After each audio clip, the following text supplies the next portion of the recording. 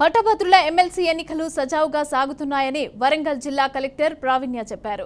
ఇక ఉమ్మడి వరంగల్, ఉమ్మడి నల్గొండ, ఉమ్మడి ఖమ్మం జిల్లాలో ఎమ్మెల్సీ ఎన్నికలు జరుగుతున్నాయని ఆయన తెలిపారు. ఇక సాయంత్రం 4 గంటల వరకు పోలింగ్ కొనసాగుతుందని తెలిపారు. ఉమ్మడి వరంగల్ జిల్లాలో పోలింగ్ ప్రశాంతంగా కొనసాగుతుందని అంటున్న జిల్లా కలెక్టర్ ప్రావీణ్యతో మా ప్రతినిధి భాస్కర్ ఫేస్ టు ఫేస్. పట్టభద్రుల ఎమ్మెల్సీ ఎన్నికలకు సంబంధించి ఉదయం 8 గంటలకు పోలింగ్ మొదలవుతుంది. 8 గంటల నుంచి సాయంత్రం 4 గంటలు కూడా పోలింగ్ కంటిన్యూ అవుతున్న పరిస్థితి. ప్రస్తుతం ఇప్పటికే కొంత పబ్లిక్ వచ్చే లోకల్ కావచ్చు, నాలుగు వచ్చే పబ్లిక్ వచ్చి ఆర్ట్స్ అండ్ సైన్స్ కాలేజీలో ఓటు హక్కు వినియోగించుకున్న పరిస్థితి. ప్రస్తుతం మనతో వరంగల్ కలెక్టర్ ప్రావీణ్య గారు ఉన్నారు. ఆమెనాటి తెలుసుకుందాం. అంటే నమస్తే అండి, ఇట్లా ఓటింగ్ ఎలా కొనసాగుతుంది? ప్రస్తుతం ఎమ్మెల్సీ ఎన్నికలకు సాధారణ ఎన్నికలు కొంత భిన్నంగా తేడా ఉంటుంది. అసలు ఎట్లా పోలింగ్ ఎట్లా కొనసాగుతుంది? సర్లే ఏం చెప్తారు?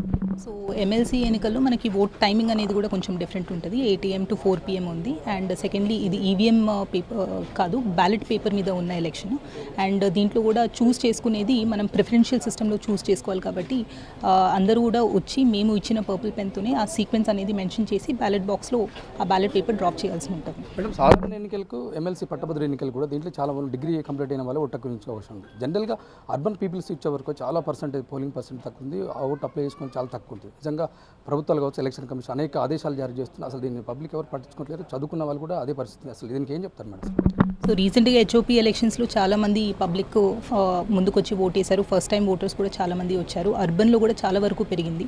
సో ఈసారి అదే ఇన్స్పిరేషన్తో అందరూ కూడా ముందుకొచ్చి ఓటేస్తారని కోరుతున్నాను. గతంలో ఈసారి చాలా ఓటు చాలా మంది తక్కువ చేసుకుని పర్సెంట్ కూడా తక్కువ అవుతుందని ఆశిస్తుంది. ఈసారి అంటే ఎక్కువ అవుతుందని ఆశిస్తారని ఎట్లయింది? We're hoping it will always be better. So ఇంకా ఎక్కువ వచ్చి ఓటేస్తారని అనుకుంటున్నాను. మేడం, అంటే సెన్సార్ ప్రాంతాలను గుర్తించారా? ఎట్లా జరుగుతుంది? 19 క్రిటికల్ పోలింగ్ స్టేషన్స్ ఉన్నాయి. అక్కడ మైక్రో అబ్జర్వర్స్ ఉన్నారు, వెబ్కాస్టింగ్ చేస్తున్నామని, పోలీస్ డిప్లాయ్మెంట్ కూడా ఎక్కువ ఉంది. Thank you.